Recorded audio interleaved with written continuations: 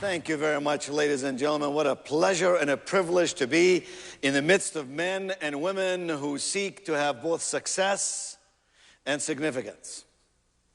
I've discovered one thing about life. Life does not give us what we need.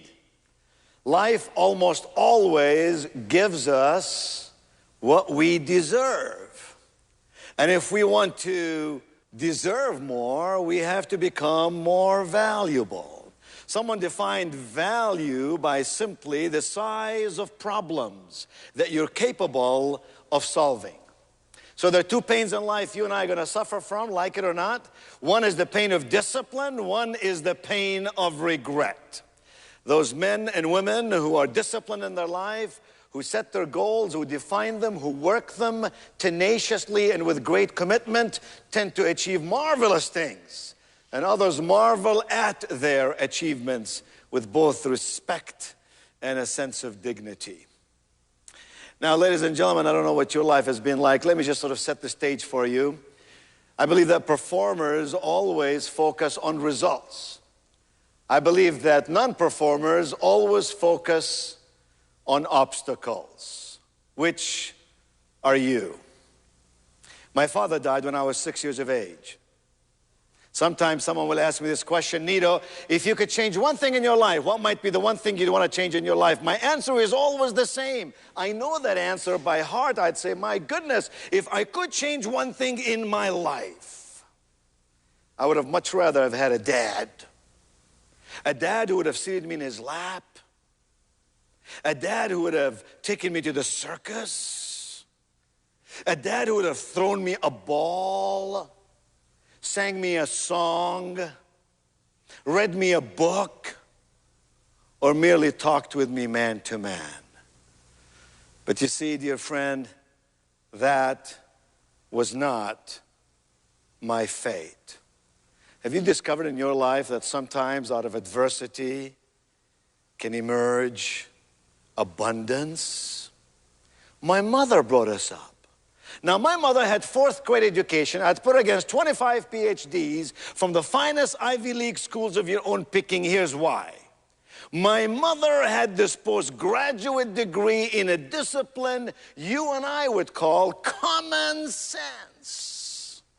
Someone said, you know the trouble with common sense? It ain't as common as it once was. My mother would work day and night to feed us and clothe us. 5 in the family, 3 boys, 2 girls, and to instill in us values for life and principles for living. For example, my mother would say to me, Nido, if you want to be a great man, you must first walk hand in hand and side by side with people who are great. You want to be happy? Hang around people who are happy. You want to be successful? Be in the midst of people who are successful. You want to be rich? Find out what poor people do and don't do it. You know, Aristotle said excellence is not an act. Excellence is a habit. Excellence is a habit that you acquire through training and habituation. You can't be excellent Monday, Wednesday, and Friday and take Tuesday, Thursday, and Saturday off. That wouldn't make any sense. You're either an excellent person or you're an ordinary person. Albert Hubbard once said, one machine can do the work of 50 ordinary people. But he said, no machine, no machine could ever do the work of one extraordinary person. My mother would say, always learn from the experts. Always learn from the experts. Because the experts have their knowledge in order. Have you noticed that when your knowledge is not in order, the more knowledge you have, the more confused you become by definition? The bookstores of America are packed, filled with books and information about financial planning, and yet 60% of America's households are one paycheck away from bankruptcy. How can that possibly be in the land of the free and the home of the brave? Dear friend, 80% of America's households, 80% of America's households have a net worth of under $100,000. Now, if you're 25, you're not supposed to have a lot of money. But if you've been working for 10, 15, 20 years, you should have saved some money, invested some money, and perhaps ridden some good times in the stock market. Now here's the irony of all this, that immigrants in America, immigrants to America are not once, not twice, not thrice, but 4 times as likely to become millionaires as born Americans. I wonder why. Is it that they're smarter? Work harder? I think not. I think it is because from their heart, from their soul, from their being, their beliefs derives all that they are and all that they can therefore become. It is our beliefs that drive our behaviors that create our results. So if we don't like what we've got, we got to change our behaviors. And the only way we can change our behaviors is to revisit our belief system. What is it we really believe in? And so my mother said, learn from the experts, because the experts have already traveled through this journey. They have already done this kind of values clarification. They have already arrived at some conclusions of wisdom and insight about life and about living. My mother would say, listen, it's not the circumstances in which you find yourself, son, that define the person you become. It is always the choices you make in your life. I mean, 5 years from now, you and I are going to be exactly the same persons we are on this day, except for the choices you and I make beginning today and up to 5 years from now.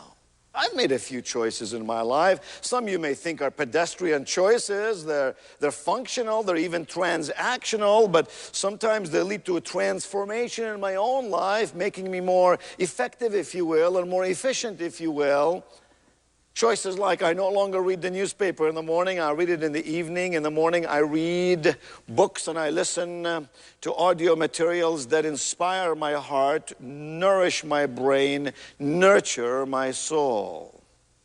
Choices like I've gotten rid of my alarm clock and I've replaced it with an opportunity clock. And I beat that opportunity clock every day by 10 or 15 minutes. Think of it, fire alarm, burglar alarm, wake-up alarm. If you're still waking up to an alarm clock, get rid of it. It's killing your inspiration. Choices like, I have in my to-do list, of course, but I have my stop-doing list, too. To do is transactional. To stop doing, your stop-doing list leads you to your list called to be. I must be before I can do. Choices like I pay myself first, and I've paid myself first from the very first day I began to work. Now I couldn't pay myself much, but it was $1 or $2 or $3. I have never to this day violated that rule. It's amazing what you can do when you pay yourself first. Choices like every single day of my life, I call 4 or more of my clients and prospects. Every single business day, I pick up the phone and I call 4 of my prospects or clients. Often just to say hello, often to find out how they're doing, often to give them some information of value. It's amazing how relational capital is the bridge that connects us with both success and significance in life. And choices like having my list of 100. If you came in my office, you will see that I have a list of 100 names. Actually, it's 168 names. These are my most important clients and prospects. And every single month, I ensure that I connect with each of them at least once. I've had to make choices in my life. I think the greatest choice I've had to make in my life is to understand that if you want to succeed in life, all you really have to do is define your goals, put them in writing, and then begin to look at everything that you do every day and assess if that is getting you closer to your goals. If it is, do more of it. If it isn't, do less of it. And you will find, just as a matter of course, life has a way of propelling us forward. My mother would say, look, all meaningful change comes from inside. If you want to change something about who you are, what you believe, what are you going to accomplish, change from within. I've discovered in life that the only person in society who really welcomes change is a baby in wet diapers. For the rest of us, we don't want to change until the pain of remaining the same becomes greater than the pain of changing. Isn't that sad? You know, for the timid in our society, change is always, always frightening. You know, for the comfortable in our society, change is always, always threatening. But for the confident amongst us, change, my friend, change is opportunity. I know a little something about change.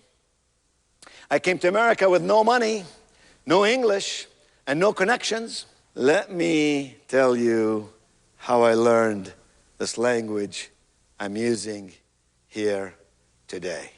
I took a 3x5 card.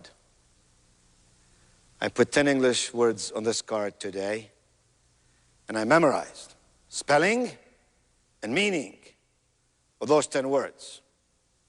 Tomorrow, I took a 3x5 card. I put 10 English words on this card. I memorized the spelling and meaning of those 10 words as I reviewed the 10 words from the day prior. Like Aristotle said, excellence is not an act. Oh no.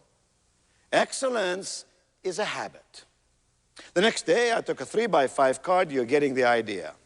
I gave myself Sunday off. By Saturday, I was learning 10 English words and reviewing 50 from Monday, Tuesday, Wednesday, Thursday, and Friday. The average American has some 5,000 words in his or her vocabulary. I have in mind 3,120 words.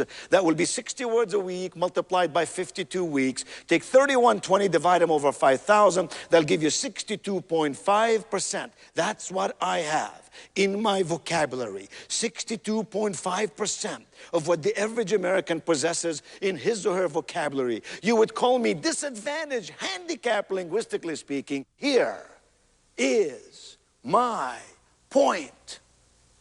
Nobody could ever whine to me about why they can't achieve their dreams. I meet men and women every day who let their fears overcome their dreams. Life is lived best when you set yourself at the goal. And so my mother said, all meaningful change comes from within. Have you noticed in your life that every single improvement in your life comes as a result of change? I mean, any improvement that ever comes in your life is there because you changed something. I am not advocating change for the sake of change. Very often change does not inure improvement, but improvement is always the result of change. So where does that confidence I'm talking about comes from? If for the confident, change leads to opportunity, where does one get this confidence? Well, I believe, ladies and gentlemen, that the only place confidence can come from is competence. Competence. Competence. When you've got your knowledge, when you've got your skill, when you've got your experience, all merging together congruently and in focus. The result then is competence. We say in these ever-changing times, it is the survival of the most competent. We have no choice, you and I, but to be competent. When you're competent, you're good at what you do. It doesn't mean you're perfect at what you do. It simply means you are good at what you do. It means you're better than most people at what you do. And somehow something amazing happens when you're competent. You begin to make a commitment towards extraordinary behavior. And how do we measure extraordinary behavior in life and in business? We measure it with results. At the end of the day, all that matters really are the bottom line results. How many of you have children? Well, my wife and I have 4 children. Our oldest is just graduated from graduate school, and we have a young one who's only 15. And I know you're surprised, but hey, vitamin E every day. And we don't give our kids any pocket money. We only allow them to earn their money. So here's an example. When my daughter Christina would make an A in a course at the end of a semester, I would give her $100. Now, Christina would take 8 courses, and there were 2 semesters in a year. So there's an opportunity here to make a lot of money. When she would make an A, I would give her $100. When she would make a B, I would give her $75 because a B is not as good as an A. When she would make a C, I would give her nothing. Zippo, zilch, nada. Why? Because a C is average, and we should never reward average. We ought never reinforce behaviors we don't want to get more of. And if she would get a D, she would owe me $50. It's called the value of fairness and justice. What's good for Christina is going to be good for Daddy. And if she would get an F, she'd move into your house. What kind of grades do you think Christina got? And the answer is straight A's. So in my life, dear friends, I've really had to make some very, very serious strategies that would allow me to come to this country as a poor immigrant, to work 10 hours a day, to work my way through school, to work 17 hours a day, 7 days a week, initially to build my business, and to go forward with the grace of God and the help of others over these many years to build half a dozen businesses, and all along this journey to be grateful in my heart and to be philanthropic and a faithful steward in my actions. What are those? What are those strategies? Well, here are 3 or 4 of them. First, it seems to me I had to make up my mind. I had to make a choice between merely developing, learning, maximizing, and perfecting the skills of communication. Now remember, I couldn't speak English, so it was important to me to speak this language in a fluid, fluent, and flowing manner. But I recognized very quickly it's not enough to merely know how to communicate effectively. That truly the greatest of leaders go beyond that. And they connect with people. They go from communicating to connecting. Something magical happens when you connect heart to heart, soul to soul, mission to mission with another human being. Now, you know, people tell us that you and I invest about 83% of our time each day at communicating, whatever function you're involved in. We all have to communicate. And the truth is, all you have to do to communicate effectively is to learn this simple acronym. It's called SLOW, S-L-O-W. To speak, to listen, to observe, and to write. Master those 4 skills: speaking, not talking; listening, not merely hearing; observing, not merely seeing; and writing, not merely scribbling. And now you've just perfected this system called effective communication. Now, I could tell you 1,000 stories about how I just learned the English language and I had to use it in ways that created for me so much miscommunication and so many now funny, then embarrassing incidents. Here's an example. I walked in a store to buy a pair of pajamas. Now, I've just learned how to speak the English language. I picked a pair of pajamas right off the shelf. I looked at the label on the back of the collar, and the label on the back of the collar said, "These pajamas are shrink resistant." Now, wouldn't you be confused if you had just learned the English language to read something that says, "These pajamas are shrink resistant"? So I called the clerk over and I said to her, "Ma'am, please forgive me for being so terribly naive, but it says right here that these pajamas are shrink resistant. I beg you, ma'am, to tell me, what does that mean? I mean, they either shrink or they don't shrink, for crying out loud." Her answer was a classic. She said, "Sir, that means these pajamas will shrink." But she said they don't want to. I was in Atlanta one day speaking to a nice audience, and I came outside this big church. Outside this big church was this big sign, and on this big sign was the name of the church, and under the name of the church was the title of the sermon, and the title of the sermon was, "Do you know what hell is?" And under that was an announcement in capital letters which read, "Come hear our organist Sunday morning." We say things we don't mean, we mean things we don't say, and we wonder why on God's earth people don't do what we ask them to do. But you see, we must go beyond communicating to connecting. To connecting. Here, I believe, is a definitive question for connecting with people. The definitive question merely is this one: how must this person feel first? So this person will do what I'm asking him or her to do. How must this person feel first? Trust is the foundation to all relationships. Only when trust is there will reason be there, or focus, or congruence, or rendering of value, or success, or significance. We must know people's needs and fears and dreams and expectations to connect with them in manners that are sufficiently useful and sufficiently personal for them in their life.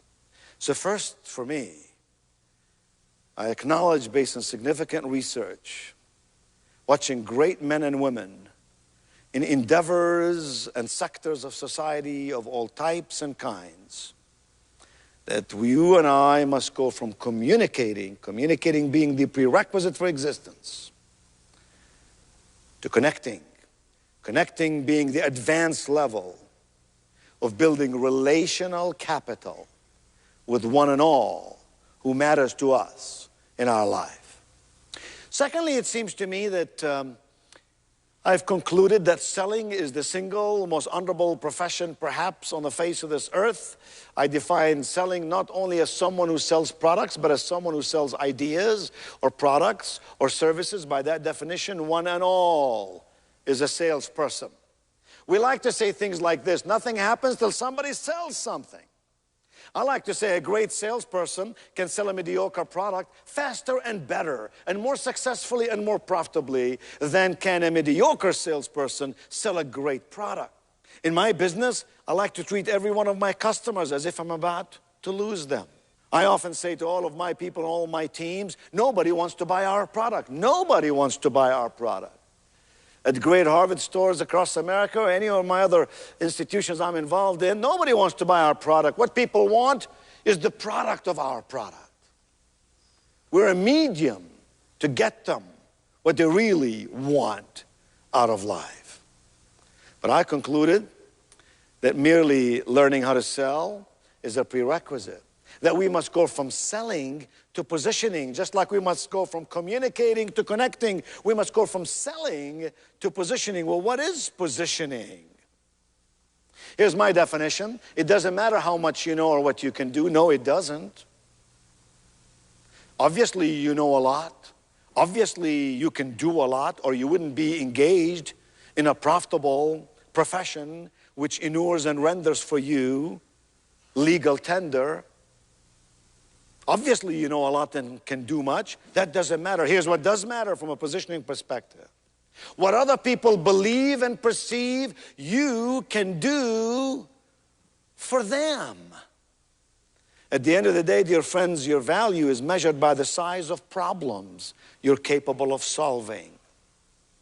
So we like to ask these three questions about positioning. Why should people do business with me? Why me? Given choices, why me? We like to ask these questions about positioning.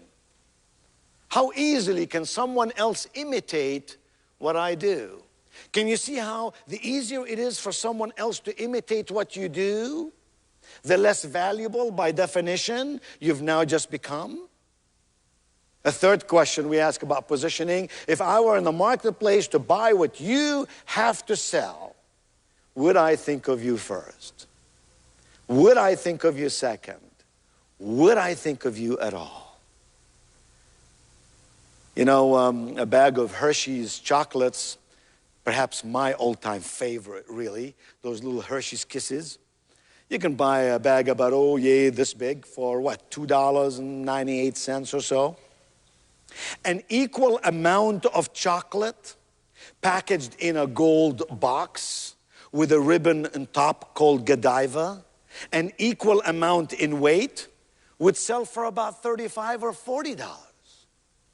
Why would people pay 10 times as much for the same amount of chocolate? And the answer is people buy Hershey's to eat, they buy Godivas to give. I mean, when was the last time you bought yourself a $40 box of Godiva and ate it on the way home? People don't do that. That's what branding is all about. You know, some people have brand awareness. That is no big deal. Just to have people know about you is not a big deal. That's called brand awareness. I am fully aware of many a brand in America. I do not purchase that brand. I do not invest my money in that brand. And I suspect the same is true of you. Then you have brand preference. That's cool. We want people to prefer us over all others.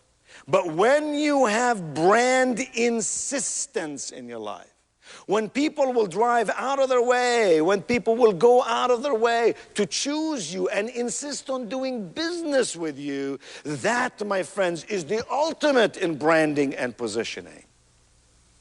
How do we position ourselves in an already cluttered and competitive and ever-changing marketplace? Well, first and foremost, it seems to me, we position ourselves with our self-esteem. Oh, how I thank my fourth grade educated mother, who taught me that being poor is a temporary condition, who taught me that all things matter about how you feel about yourself. But if you feel about yourself well without earning it, that would be called conceit. But if you work hard at feeling good about yourself based on merit and learning and ever growing, that would be called self-esteem.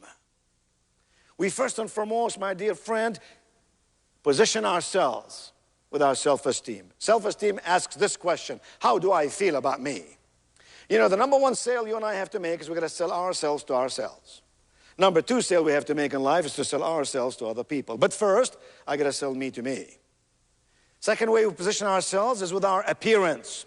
Appearance answers this question: when someone looks at me, what do they see? When someone looks at you, what do they see? Do they see someone learned or someone ignorant? Someone committed or someone tentative? A team player or a disruptive person? What do they see? Regretfully, in the first 10 seconds, people see us or meet us. They make impressions of us that may last for the longest of periods of time. Thirdly, we position ourselves with our words. Words are ever so important. Don't use words like I think or I might or I'll try. Use words like I believe, I will, you can depend on me. I had a guy working with me one time. Every time I'd give him an assignment, he'll answer me by saying, I think I might be able to try. You can't build a business with a person like that on your team. Then you position yourself with your focus. I still meet people every day who are focused. Focus on generating income. How incredibly crazy is that? And yet every day I meet men and women who are focused on generating value. Dear friend, you generate value. Income is the byproduct of value delivered. The smartest people I know who generate value have also mastered the art of interpreting the value. And the only way to interpret value is to see it from the perspective of the receiver of that value. What matters to them, what's in it for them. And of course we position ourselves with our attitude. The older I get, the more I recognize the happiest people, the most successful people, just have great attitudes. They just get up in the morning feeling good about life. Get up in the morning singing praises that they are alive, that they can walk and talk, and that they are professionally engaged, that they have friends and they have a brain, and they can apply all of that for the common good. Here's a cute story about attitude. This guy's flying from Pittsburgh to Atlanta. It was a Friday night. They didn't serve much on the plane. It was just a sandwich for dinner. Everybody ate their sandwich, grateful to God they had something to partake and to take care of their soul, except this guy. He had to reach up above him in the ceiling of the plane, you know, where there was a bell, ring, ring, ding, ding, ding, ring, ding, till the flight attendant came running down the aisle. She said, "Sir, have we an emergency here today?" He said, "Yes." He said, "This is a bad sandwich." And the flight attendant, without flinching, picked up the sandwich with her left hand, took one look at it, and she went, "Bad sandwich, bad sandwich." Now, I don't know about you, but I'm telling you, if I were on that plane, I don't care how tired or busy I may have been, I would have been the last guy to get off that plane. I would have wanted to interview that flight attendant. I would have wanted to say to her, "Ma'am, You got to tell me what entered your mind when the jerk of a passenger was so nasty with you. I would have wanted to say to her, ma'am, in all my living days, personally, I have never seen a sandwich punished before. Can't you hear her now? She'd say, oh, sir, I met all kinds of passengers. I have seen all kinds of people. I could have just as easily said to this guy, you don't like this sandwich, sir? Well, let me tell you what you can do with this sandwich. You don't like our airline? We don't need your business. You don't like this flight? See the exit sign right there? But she'd say, had I told him any or all of that, I'd have dragged myself back to the galley. My friends would have said to me, what are you so upset about? And I would have said, I hate this job. Thank God it's Friday. I can't wait till I retire. I've had it with all these passengers and their quirky demands. Instead, can't you see this woman running down the aisle, holding back her laughter? She gets to the galley, her friend said, what in the world are you laughing about? She'd say, you won't believe what I just did to the dude. In 21C, they'd say, what did you do to the dude in 21C? She'd say, I just beat the heck out of his sandwich. Nothing ever replaces attitude. Your attitude displayed on the outside of you is the precise exclamation, explanation, and commentary on the person who resides on the inside of you. So we have to go beyond communicating to connecting. We have to go beyond selling to positioning. And we have to go beyond training. If I were king for a day, I would have every company in America change the name of its training department from training department to education and development, or development and education. Let me attempt to make some distinctions for you. In my life, I chose to go from training to education. Friend, education is what's left over when all the training is long forgotten. Now, don't misunderstand me. The most unfair thing on the face of this earth is for you to expect someone in your employ to do something you have not trained them to do. For compliance purposes, for consistency purposes, and other reasons too, we must train people to do that which is technical and transactional. That's a given. All I'm saying is that's not enough. Just like communicating and selling alone without connecting and positioning are not enough. So we have to go from training to education. When you train someone, you show them the how. When you educate someone, you teach them the why. The person who knows the how will always have a job. The person who understands the why will always be their boss. When you train someone, you show them what to do. When you educate someone, you teach them how to be. When my kids' school teaches our children how to count, that would be called training. When my wife and I teach our children what counts, that, my friend, is called education. So I walked in a McDonald's one day to buy something. Attractive young lady behind the counter looks at me and says, sir, how may I serve you today? I said, I'd like to have a vanilla milkshake and an apple pie. She said, sir, would you like a dessert to go with that? I said, sure, throw in a Big Mac and 2 fries, will ya? And one has to beg the simple question, what went wrong? And we know the answer. We know the answer. The answer is we trained them in the mechanical and the transactional.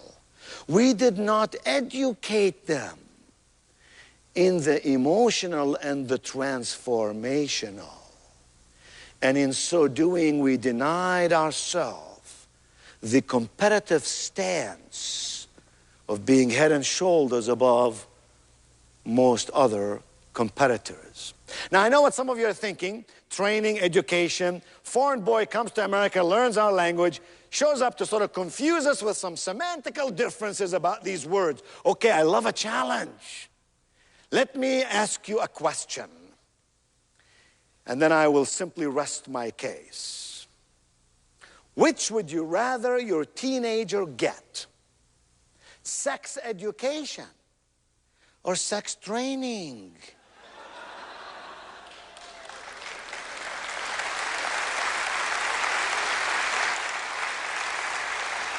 I rest my case. To be educated, you got to do 4 things. You have to have a clear vision. You have to have a solid strategy. You have to pursue practical systems. And you have to commit yourself to consistent execution. Violate one of the 4. Education somehow will be deleted or diluted in its impact and its substance. And one last thing I've had to do in my own life, I believe could be very useful for you, is I've had to make the choice to travel the distance from success to significance. You know, ladies and gentlemen, I discovered that success by any measure is secular. Significance by any measure is spiritual. And it doesn't matter how you define your own spirituality. What does matter is that those things that are spiritual tend to be deeper, more meaningful, more touching, more lasting, more impactful in our lives. So when we talk about success, we talk about the 3 F's of achieving. You know the 3 F's of achieving? Fans, fame, fortune. I have my fans, I have my fame, I have my fortune, I therefore must be a successful person. How empty is such an existence? But people who subscribe to significance subscribe to this notion called appreciating. Appreciating. The 3 F's of appreciating are your faith, your family, and your friends. And friend, when you have all 3, I ask you simply, what else? Really, really, really, what else do you need in your life? People who speak of success talk about giving back. You've heard him say, this community has been good to me, I must give back. My alma mater has been good to me, I must give back. Giving back is no big deal. Giving back implies you owe something to someone. It is your duty to give it back. You borrow money from the bank, you give it back, principal and interest on a certain timeline. That is your duty. You better do it or they'll repossess your home or your car. Significance speaks of giving. Merely giving. William Barclay, the Scottish theologian, said something that's been an absolute mantra in my life. William Barclay said, always give without remembering. Always receive without forgetting. Oh, wow. Giving is like loving. You don't love your children back because they loved you first. You love your children even when your children are unlovable. So merely give. Be in the zone of significance. I do not know what success is. I do know it is not enough. And I also know that I've never met a person who is both successful and happy, truly happy, who got there by deceiving other people. I've met a lot of happy people. I've met a lot of successful people, but never one who's successful and happy who got there by deceiving others. Sort of violates the law of integrity and all else we've talked about here so far. So success is not that important. Significance is having someone you love and someone who loves you. Having some purposeful work in which you can lose yourself. Purposeful work that could help other people. Having somewhere to be that brings you joy and brings you satisfaction and brings you purpose. Some people, as you know, live their life at the task level every day. They go to work, they do all the things they have to do, come home, drink a beer, burp, go to sleep, get up the next morning, repeat the process all over again. Some people set their goals and they very carefully work those goals. But the happiest people I have ever met, the most significant people I have ever met, are the ones who live their life at the purpose level. Occasionally I will ask an audience this question: if you had 6 months to live, how would you spend the last 6 months of your life? Because the answer that you would give us for this question will tell us a lot about what it is that you value in your own life. I had a smart alecky guy the other day say to me, he said, if I had 6 months to live, I'd tell you what I would do. I said, what's that, sir? He said, if I had 6 months to live, I'd move in with my mother-in-law. Because he said that would be the longest 6 months. There was this guy who had a little dime store, the corner of Elm and Commerce. It's a little store. He's a good man. His prices were fair. His location was strategic. It was honest. People began to talk about him. He had more customers. He expanded his store. He had more stores from border to border and coast to coast. He built his chain of stores. One day he was taken ill to the hospital and he wanted one of his 3 adult children to become the president of the company, and he knew not which one should become the president of this company. So he called all 3 of his adult children into the hospital room and he said to them, one of the 3 of you will take over the reins of this company. I know not which one it would be, so here's what I choose to do. He reached in his pocket and he took out 3 $1 bills and he gave son number 1 $1, son number 2 $1, and daughter number 3 $1. And he said, go downtown today, spend your money any way that you choose. But when you come back here tonight, however you spent this money must fill this room from corner to corner, must fill this room. Excited as they were, they all went, they all spent their money, they all came back in the evening. And the daddy said, what did you do with your money? And son number 1 said, Daddy, I went out to see my friend whose family has a big barn on this big farm. I gave him my $1. He gave me 2 bales of hay. He brought in those bales of hay into the hospital room, tore them apart, threw the hay up in the sky, and momentarily the room was filled. But we all know what happens to hay. Tumbled down, settled on the floor, and the daddy said, no, sir. Son number 2, what have you done with your $1? Son number 2 said, Daddy, I went down to Sears and Roebuck, where they had a sale on pillows made with feathers. I gave the clerk my $1. He gave me a pillow. He brought in the pillow. He tore it open. He took the feathers. He threw them up in the sky. And momentarily the room was filled. But much like the hay, the feathers tumbled down, settled on the floor. And the daddy said, no, sir. Daughter number 3, what have you done with your $1? Oh, she said, Dad, I took my $1 to a store like the one you had years ago. I gave the owner this paper $1, and I asked him for some currency, some coins, quarters, dimes, nickels. I took 50 cents of that $1, and I invested in something very worthwhile, just like the Holy Bible says, invest thine talents. I took 20 cents of my $1, and I gave it to my house of worship. I took 10 cents of my $1, gave it to the Boy Scouts of America, 10 cents to the Girl Scouts of America, and Daddy, you added all up and left me 1 dime, 10 tiny little pennies.